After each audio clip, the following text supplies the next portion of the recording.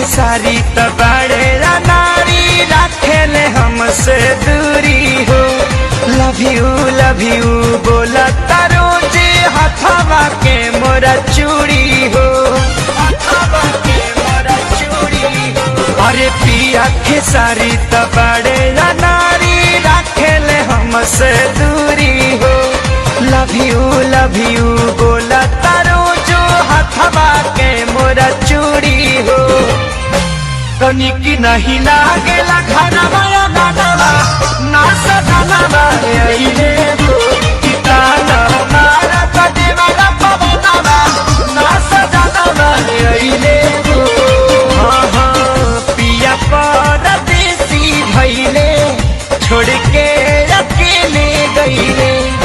किसे जी पर साहिले रोज गजनवा।